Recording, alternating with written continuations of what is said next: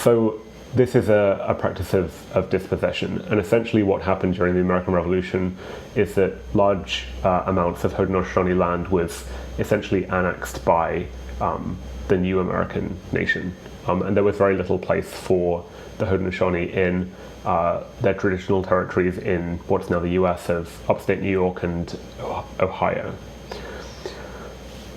So as noted, this gifting of land back to the Haudenosaunee was framed as a kind of reward or as noted, gift of giving back to indigenous people. Many commentators have argued that the British bargained with the Haudenosaunee nations in bad faith and conceptualized the relationship to the land differently. Susan Hill emphasizes in her book that the Haudenosaunee would have understood the value of their land, but would almost certainly have conceptualized their relationship to the land differently. They wouldn't necessarily have had a conceptualization of private property, which is a predominantly capitalist and colonialist relationship with the land based on independent ownership and individual ownership. Indigenous peoples would have been willing to give use of their land in a temporary and non-exclusive fashion, to share the land essentially, but did not conceptualize the land in an imperial and capitalist sense, as a commodity to be bought, sold, and discreetly owned by private individuals. So this just kind of gives you a bit of information about how perhaps this gifting of land back to people who were traditionally using it and living on it was able to happen. The land grant was awarded in 1784 through the Haldeman Proclamation.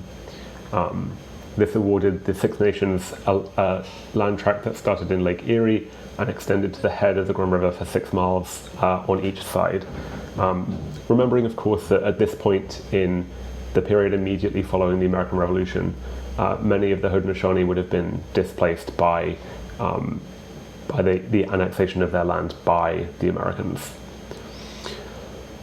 There was disagreement over what exact lands had been granted in this agreement, and other confusions around exactly the terms of the agreement. There was meant to be a land survey completed, and there is evidence that it was completed, but it has apparently been lost. The original lands granted to the Six Nations amounts to approximately 2,700 kilometers squared. And again, I really want to emphasize that, of course, this is land that the Haudenosaunee were already using, accessing, living, working on, hunting on. So to gift this land back to a nation that were already essentially, in a sense, owning it is profoundly condescending, not to mention extraordinarily violent. Shortly after the Six Nations received the land, approximately half was divided up into blocks and put up for sale. From 1796 and 1798, the Six Nations sold 38,000 hectares of land to loyalist Colonel Richard Beasley. The portion of land Beasley had purchased was remote, but it was of great interest to German Mennonite families farming from Pennsylvania. They wanted to live in an area that would allow them to practice their beliefs without persecution, and one of the first settlements in the area was Benjamin Abbey. Eventually, the Mennonites purchased all of Beasley's unsold land, creating 160 farm tracts.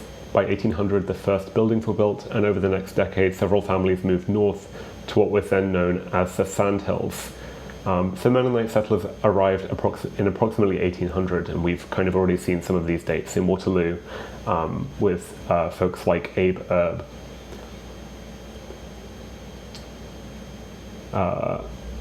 And in Kitchener, some of the earliest families from 1902, the Shantz and Betzner families, the Schneiders in 1807, and so on.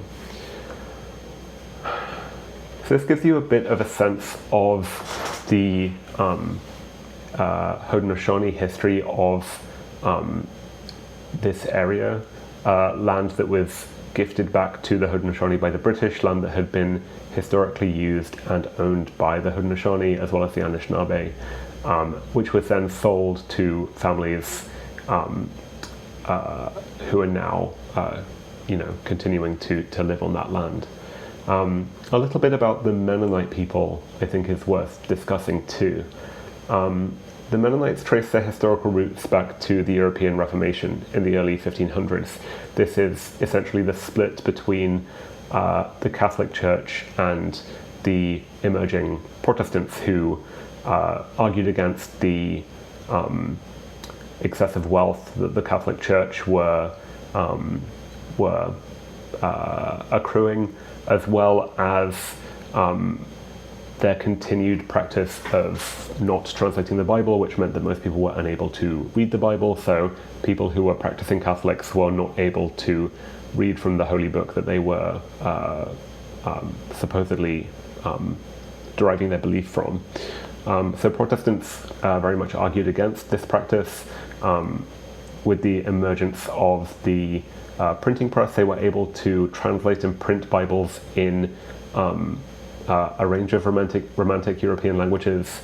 And so Protestants were, in some ways, and to simplify matters a great deal, democratizing Catholicism or democratizing Christianity.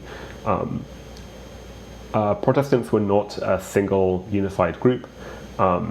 There were a very large number of other denominations of Christianity, essentially, that arose, other belief systems that arose around this time during the Reformation in the early 1500s and throughout that century and later.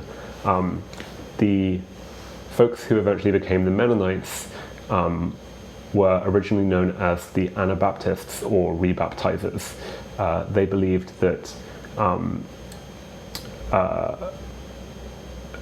that you should receive a baptism when you're an adult rather than when you're a child, or at least be rebaptized when you're an adult to reaffirm your faith and to give people some degree of choice over whether they practiced Christianity. So they began to baptize adults, which was against the strict orders of official church leaders. This was not just contrary to traditional Catholicism, but also to the kind of main line of Protestantism that had arisen in Europe around that time. And so they were seen as suspicious from both sides. They were persecuted in Europe and sometimes killed for their belief system. I don't want to go too much into history beyond this. Mennonites have been kind of persecuted all over Europe, and recently, very famously, or, well, I suppose it depends how you define recently, but Mennonites were persecuted as recently as the Russian Revolution in 1917. And since European settlers were moving across the ocean to America, have been using that as a means to escape persecution in Europe. There are a number of very significant settlements in Pennsylvania and in Ohio in the US, and many of the Mennonites in Canada today have moved from the US rather than from Europe.